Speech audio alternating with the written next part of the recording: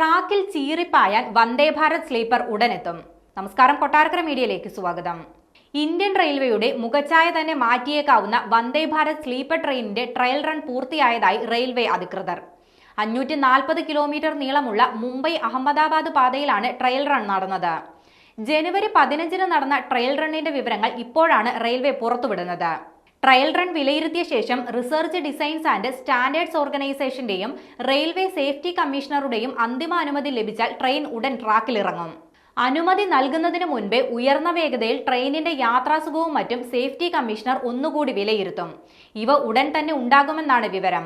അങ്ങനെയെങ്കിൽ 1 മാസത്തിനുള്ളിൽ തന്നെ ട്രെയിനിന്റെ ആദ്യ റൂട്ടും സമയക്രമവും സംബന്ധിച്ച അറിയിപ്പുണ്ടായേക്കും. നേരത്തെ ജനുവരിയിൽ ശ്രീനഗർ ഡൽഹി റൂട്ടിൽ വന്ദേ ഭാരത് സ്ലീപ്പർ സർവീസ് തുടങ്ങുമെന്നായിരുന്നു അറിയിപ്പുണ്ടായിരുന്നത്. പുതിയ ഉധംപൂർ ബാരാമുള്ള തീവണ്ടിപ്പാതയിലൂടെയാകും സർവീസ് നടത്തുകയെന്നായിരുന്നു വിവരം. എന്നാൽ അത് നടന്നിരുന്നില്ല. ബാംഗ്ലൂർ ആസ്ഥാനമായി സ്ഥിതി ചെയ്യുന്ന ഭാരത് എർത്ത് മൂവേഴ്സ് ലിമിറ്റഡ് ആണ് ട്രെയിനിന്റെ നിർമ്മാതാക്കൾ. 2024 സെപ്റ്റംബറിലാണ് റെയിൽവേ മന്ത്രി അശ്വനി വൈഷ്ണവ് ട്രെയിൻ ഔദ്യോഗികമായി പുറത്തിറക്കിയത്.